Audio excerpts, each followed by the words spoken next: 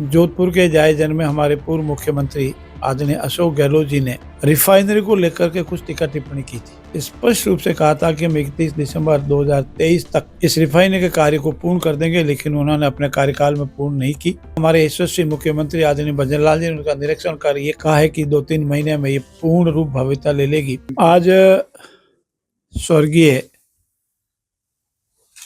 लाल बहादुर शास्त्री जो हमारे पूर्व प्रधानमंत्री है, भारत रत्न, और जिन्होंने जय जवान जय किसान का नारा दिया था, उनकी पुण्यतिथि है।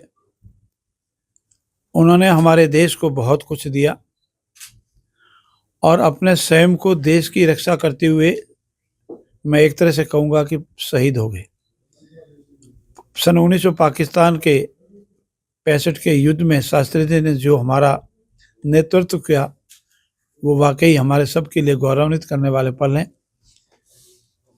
वो यशस्वी थे, कर्मठ थे, देशभक्त थे और स्वाभिमानी थे, और देश की रक्षा करने में उन्होंने जो अहम योगदान दिया, किसानों के हित में जो और जवानों के हित में जो बात कही, वो उल्लेखनीय है। मैं उनको सदा सुमन अर्पित करता हूँ। प्रभु से प्रार्थना करता हूँ कि पुण्य आत्मा को चिरस्थायी शांति प्रदान करे। कल हमारे पूर्व प्रधानमंत्री आदरणीय लाल बहादुर जी शास्त्री की पुण्यतिथि के अवसर पर भी हम सब ने कार्यक्रम रखा था, और साथ ही साथ मैं आपके संज्ञान में ये भी निवेदन करना चाहता हूँ कि जोधपुर के जायजन में हमारे पूर्व मुख्यमंत्री आदरणीय अशोक गहलोत जी ने रिफाइनरी को लेकर के कुछ टीका टिप्पणी की थी। मेरा निवेदन यह है कि हम इतिहास को याद करें। रिफाइनरी में हमारे साथ कितना धोखा पूर्ववर्ती कांग्रेस सरकार के कार्यकाल में हुआ था, ये तो मैं आभार व्यक्त करता हूँ, धन्यवाद देता हूँ पूर्व मुख्यमंत्री यशस्वी वसुंधरा जी को। उन्होंने उसको ठीक किया, हमारा जो एमयू हुआ था उसको ठीक किया, हमारे तेल और हमारी ज़मीन को बचाया और 40,000 करोड़ रुपए की बचत हमारे यहाँ की। उसके बाद में अशोक गहलोत जी ने अपने संकल्प में कहा था, अपने विधानसभा में ये स्पष्ट रूप से कहा था कि हम 31 दिसंबर 2023 तक इस रिफाइनरी के कार्य को पूर्ण कर देंगे, लेकिन उन्होंने अपने कार्यकाल में पूर्ण नहीं की। और अब जब रिफाइनरी का काम अंतिम चरण में है और कल हमारे यशस्वी मुख्यमंत्री आदरणीय भजनलाल जी ने उनका निरीक्षण कर ये कहा है कि 2-3 महीने में ये पूर्ण रूप भव्यता ले लेगी, तो उनका ऊपर टीका टिप्पणी करना, अनावश्यक बयानबाजी करना, ये किसी भी रूप में न्यायोचित नहीं है।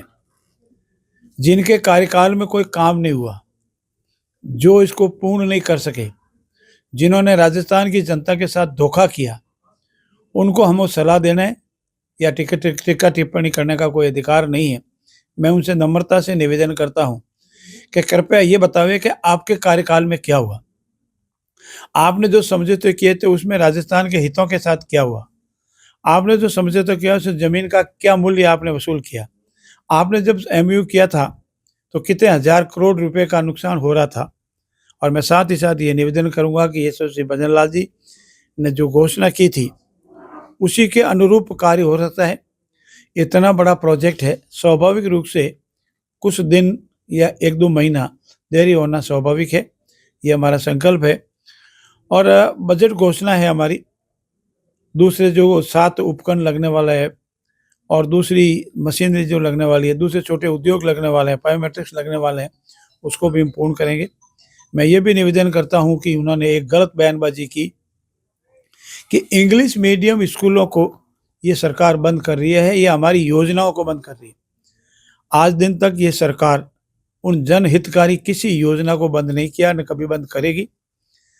जहाँ तक इंग्लिश मीडियम स्कूलों का प्रश्न है, अगर पूर्व में ही चल रही हिंदी मीडियम की स्कूल हैं, जो हिंदी मीडियम से 1 से 5 तक बच्चे पढ़ रहे हैं, बिना इंग्लिश मीडियम स्कूलों का कोई वातावरण तैयार किए, अध्यापकों की इंग्लिश मीडियम के अध्यापकों की भर्ती किए बगैर मात्र चलती हुई स्कूल का नाम बदलने से वो इंग्लिश मीडियम स्कूल नहीं हो जाती है। हम समीक्षा कर रहे हैं और समीक्षा के उपरांत जो ठीक है जनहित में, बच्चों के हित में, वो इसी तरह चलती रहेगी। जनहित में नहीं है बच्चों के हित में नहीं है, बच्चे पढ़ना भी नहीं चाहते हैं, तो उसके संबंध में हितोचित निर्णय लिया जाएगा। धन्यवाद।